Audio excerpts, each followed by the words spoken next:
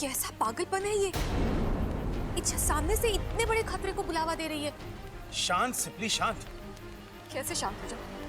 इच्छा उस शक्ति के बारे में जानती भी नहीं है, उस शक्ति का अंदाजा भी नहीं है उसे, और जानबूझकर उसे चुनौती देना मतलब। आज तक इच्छा ने कोई भी काम बिना सोचे समझे किया है क्या? नहीं। अरे भरोसा रखो उस पर। जहां हम लोगों की सोच खत्म हो जाती है वहां इच्छा का दाव शुरू होता है। सामने वाला समझ भी नहीं पाता और इच्छा अपनी चाल खेल जाती है।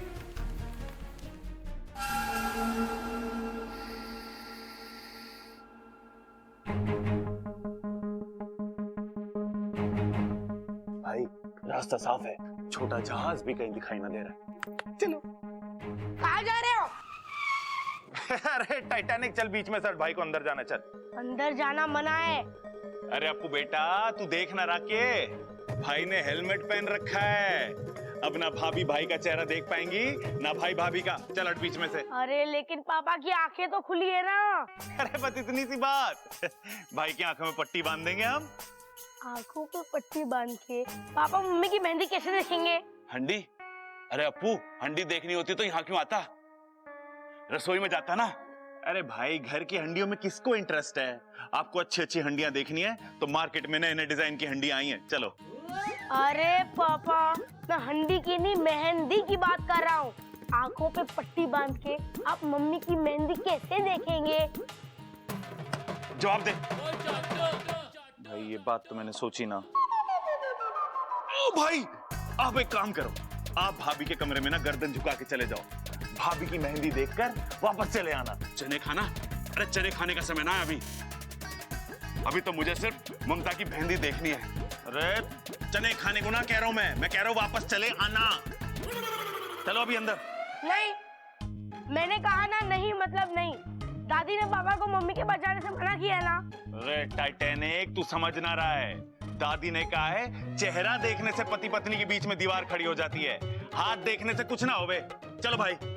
और अगर हो गया तो?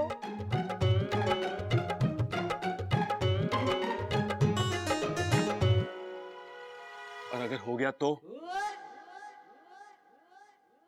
छोटे रहने दे, मैं शादी के बाद ही ममता की मेहंदी देख लूंगा। चल। मेरे पापा कितने भोले हैं, मम्मी भी सीधी सादी है। पता नहीं मेरे पास ये शैतानी दिमाग कहाँ से आया। मैं अब भी तुम्हारा इंतजार कर रही हूँ, आओ मेरे सामने। नहीं, तुम नहीं आओगे क्योंकि तुम कायर हो। तुम सिर्फ पीठ पीछे वार करना जानते हो। मेरे सामने आके वार करने की या मेरे वार को झेलने की हिम्मत नहीं है तुम में। अपने आप को बहुत ही शक्तिशाली समझते हो ना, और एक सपोली से डर गए। अरे लानत है तुम पर। दिमाग को भेदने वाला दिल का इतना कमजोर होगा ये मैंने कभी नहीं सोचा था। बस अब अपनी हार मान जाओ और इंसानी बस्ती से दूर चले जाओ।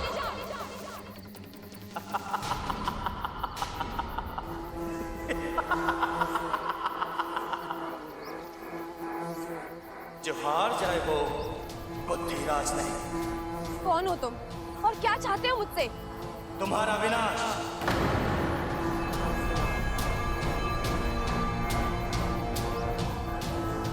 और तुम्हारे साथ साथ इस पूरी अच्छाई का विनाश। अच्छाई ना कभी खत्म हुई है और ना कभी होगी। तुम जैसे कई आए और कई चले गए, लेकिन अच्छाई जहाँ थी वही रहेगी। उसी के दम पर ये दुनिया कायम है और इतिहास गवाह है कि जब जब किसी बुद्धिराज ने पृथ्वी पर जन्म लिया है, उसे खत्म करने के लिए एक इच्छा पैदा हुई है। लेकिन आज इतिहास बदलेगा, आज बुराई जीतेगी, आज बुद्धिराज जीतेगा। मैं नहीं जानती तुम्हारी मुझसे क्या दुश्मनी है, लेकिन जो जो अच्छाई का दुश्मन है वो इंसानियत का दुश्मन है, और वो मेरा भी दुश्मन है। आओ तो फिर देखते हैं किसमें कितनी ताकत है। अपनी जितनी शक्तियां आजमानी आजमा लो। मैं यहाँ तुम्हारे सामने कवच की तरह खड़ी रहूंगी और तुम मुझे भेद कर नहीं जा सकते।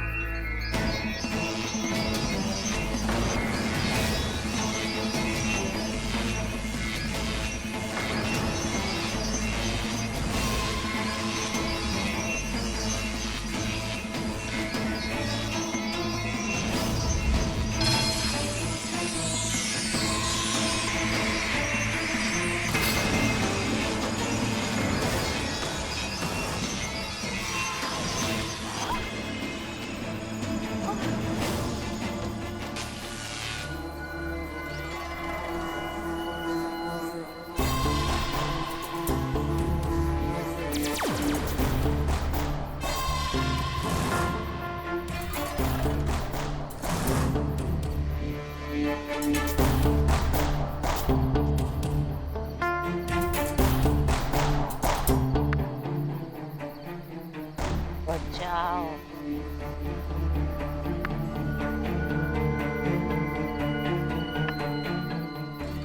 उठो।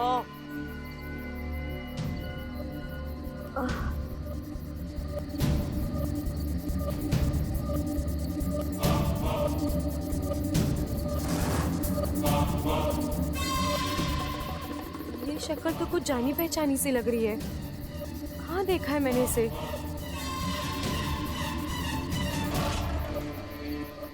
क्या सोच रही हो इच्छा? हाँ? यहाँ से भागने का रास्ता ढूंढ रही हो? हाँ? ये मत भूलो, मैं विशेषगढ़ से आई हूँ। से बचना नामुमकिन है।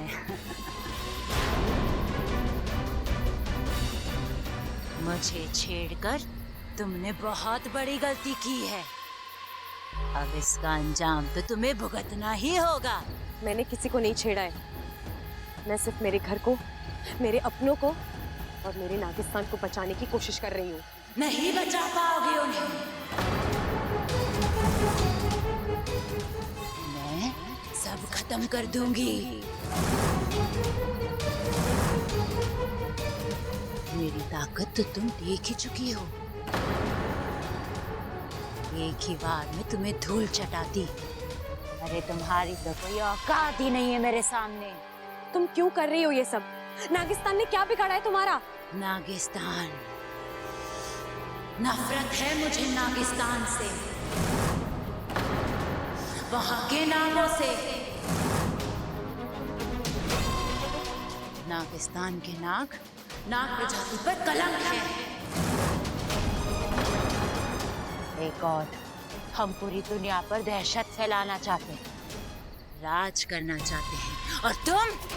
दुनिया को दहशत से नहीं, प्यार से जीता जाता है। बंद करो अपने ये बकवास।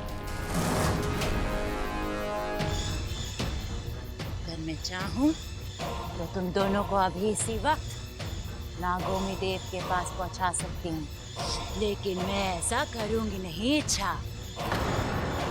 सबसे पहले मैं उन्हें मारूंगी जिन्हें तुम अपनी जान से ज्यादा प्यार करती हो। वो पहलवान परिवार। नहीं, तुम कुछ नहीं करोगी उस परिवार को। करूंगी। उस परिवार की एक एक सदस्य की आरती उठवाऊंगी। बस, बहुत बोल चुके तुम। जब तक मैं जिंदा हूँ, तुम उस परिवार का कुछ नहीं बिगाड़ सकती। अच्छा, चलो देखते हैं। अब से 24 घंटों में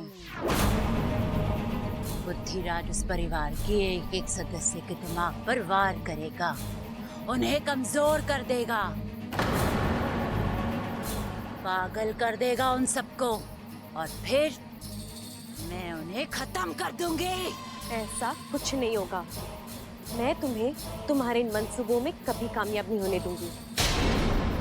अगर इस लड़ाई में किसी की हार होगी तो वो तुम्हारी होगी। मुझे भी देखना है कि तुम उस परिवार को कैसे बचाती हो। जाओ जाओ इच्छा।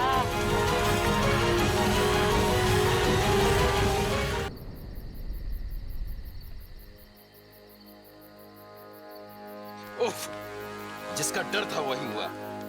विशालगढ़ की शक्तियों के सामने इच्छा की शक्ति कम पड़ती जा रही है। मुखिया जी, ये तो खुद की रक्षा नहीं कर पा रही है, तो फिर घर के बाकी सदस्यों की रक्षा कैसे करेगी? हम सब बिना अपनी शक्तियां उसे दान कर देते हैं, शायद हमारी शक्तियां उसे बचा पाए। नहीं सिपली, इच्छा नहीं मानेगी। ये चुनौती उसने दी है और ये उसकी अपनी लड़ाई है। और जहां तक मैं इच्छा को जानता हूं, वो अपनी लड़ाई खुद लड़ेगी। लेकिन मेरी सपोली। नागोमी देव पर विश्वास रखो। वही उसे इस लड़ाई को लड़ने का हौसला और बल देंगे। ए शमशान घाट के वासियों, आओ। मैं विशेलगढ़ की राजकुमारी, मुझे तुम्हारी सहायता की जरूरत है। आओ।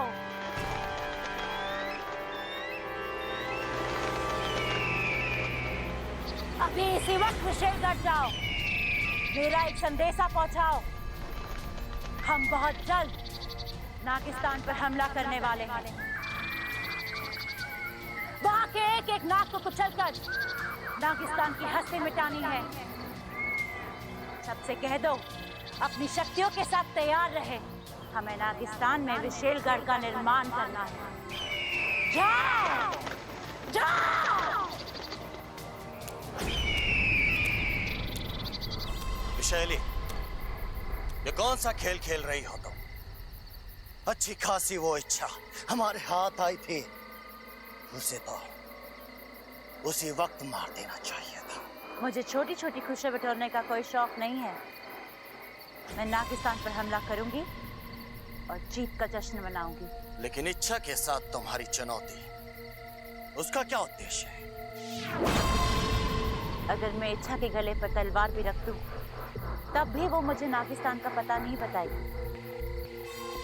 लेकिन जब ये पूरा पहलवान परिवार पागल होगा, तब मैं तलवार की नोक उनकी गर्दन पर रख के इच्छा को मजबूर करूंगी कि वो मुझे नागिस्तान का पता बताए। और फिर होगा आक्रमण, नागिस्तान पर विशेलगढ़ का आक्रमण। वाह, कमाल की योजना है विशैली। और शुरुआत तुम्हें करनी है। 24 घंटे हैं तुम्हारे पास। पहलवान परिवार के एक एक सदस्य को पागल कर दो। अब ही लो,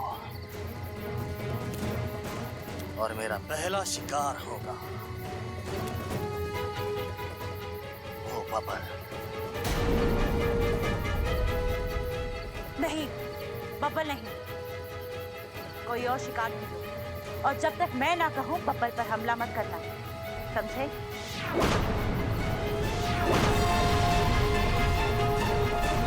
मैंने 200 की लड़ी मंगाई थी, घी के कनस्तर बनाए थे, वो कहाँ हैं? शादी के बाद भेजेगा क्या? अब भेज, जल्दी भेज। हो, प्रबल साहब अपनी शादी की तैयारी खुद ही कर रहे हैं। अच्छा है, भाई दाद देनी पड़ेगी तेरी हिम्मत की। क्या नसीब वाला है तू। लोग एक शादी नहीं झेल पाते और तू दो दो कर रहा है। पिताजी, शादी दूसरी है पर बीवी तो पहली वाली है ना। अरे बेटे, ऐसे हालातों में तो और मुश्किल हो जावे है। मैं तो अपनी पहली शादी को बुरा सपना समझकर भूलने की कोशिश कर रहा हूँ। क्या है? क्या? हाय हाय, आज कह रहे हो पहली शादी को भूलने की कोशिश कर रहा हूँ, कल को कहोगे मुझे भूलने की कोशिश कर रहा हूँ, परसों कहोगे खुद को भूलने की कोशिश कर रहा हूँ, और तरसों बोलोगे हम आपके हैं कौन? बताओ। बस, ये तो तेरी बातें ठोकने की आदत है ना, इस पे बड़ा प्यार आवे है मुझे। इन्हीं बातों पर फिदा होकर तो मैंने तुझसे शादी करी थी। अरे पगली, तुझे तो बस मैं ही झेल सकूं। आज क्या कर रहे हो? अम्मा जी आ जाएंगी। आने दे माँ को। ये खड़क प्रताप सिंह किसी से नहीं डरता। ए खड़क, क्या कर रहा है तू? बस कर। माँ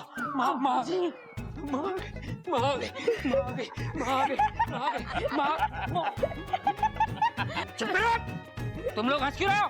अरे दादाजी, वो दादी नहीं, मैं था। अपने दादा के साथ मजाक करता है? अरे नाना पिताजी, अप्पू तो सिर्फ मजाक कर रहा था। मैं समझा कुछ और कर रहा था। अप्पू, एक बार फिर से बता, तेरी दादी कैसे करती है?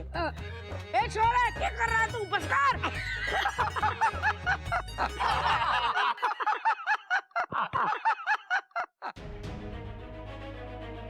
कितना हंसता खेलता प्यारा घर है, कितने खुश हैं सब लोग। और वो विशेलगढ़ वाली नागिनी से नहीं, मैं इस घर पर कभी कोई आंच नहीं आने दूंगी, कभी नहीं।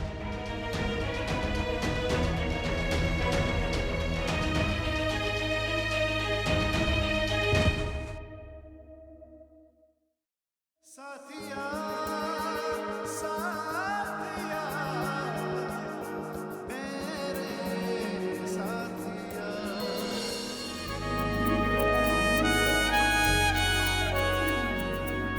में जो बार बार मुझसे टकराती हो, ये अनजाने में होता है कि तुम जानबूझकर मुझे लाइन वाइन मारती हो? हाँ? यही सवाल मैं भी आपसे पूछ सकती हूँ बब्बल जी। तो पूछो ना, मेरा जवाब तैयार है। वो क्या है ना, कभी कभी मुझसे गलती हो जाती है तो फिसल जाता हूँ। अब तुम अमृता तो हो नहीं कि जानबूझकर तुम्हारी बाहों में आऊंगा। अमृता की बाहों में जो सुकून है ना, वो तुम्हारी बाहों में गा। बब्बल जी, मेरा मूड वैसे ही बहुत खराब है, आप मुझसे उलझेंगे ना तो मैं तो क्या कर लोगी?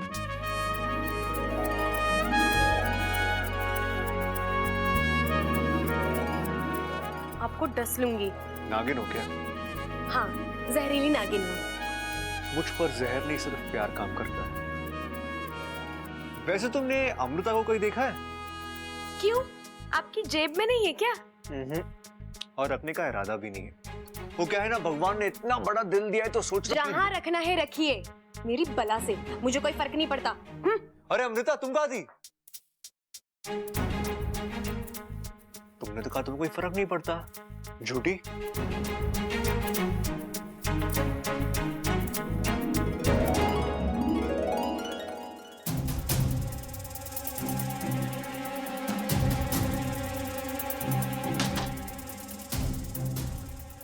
जी जानबूझकर कर रहे हैं ये सब, उन्हें पता है मुझे तकलीफ होती है, फिर भी। क्या बात कर रही हो? बब्बल को तुम्हारी तकलीफ के बारे में पता चल गया?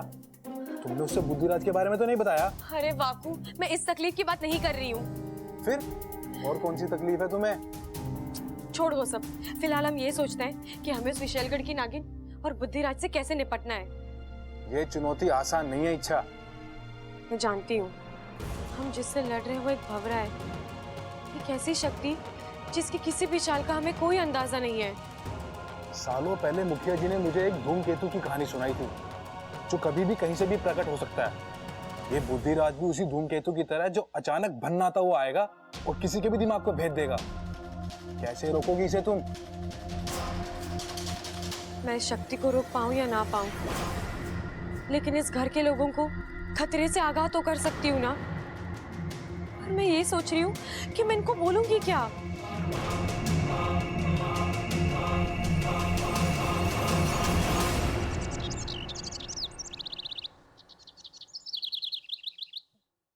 ना ना ना, वो ना जिसमें मैसेज फ्री हो ना, वो वाला पैकेज एक्टिवेट कर। हाँ हाँ, और आज के आज कर, समझा?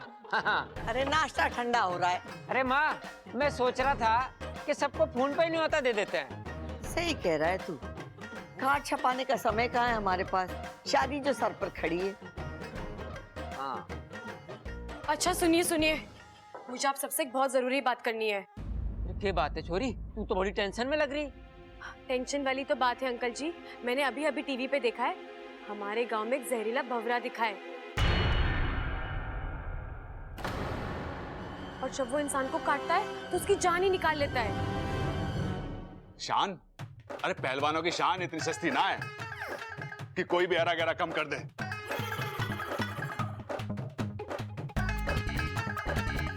प्रबल भैया, मैं शान की नहीं, जान की बात कर रही हूँ। ए छोरी, वो भंवरे के काटने का कोई इलाज विलाज बताया उन्होंने? हाँ दादी, एक दवाई है जिसे छिड़कने से भंवरा भाग जाता है। तो ठीक है माँ, मैं दवाई लेके आता हूँ। वैसे तो उस भोरे के लिए खड़क प्रताप सिंह का थप्पड़ ही काफी है, लेकिन अगर दवाई भी साथ में हो तो ठीक है। किसी को कहीं भी जाने की जरूरत नहीं है, मैं दवाई ले आई हूँ। जब भी किसी को भंवरे की आवाज सुनाई दे, फौरन मुझे बुला लेना, मैं सब ठीक कर दूंगी, ठीक है? कितनी प्यारी छोरी, सबका कितना ख्याल रखती है।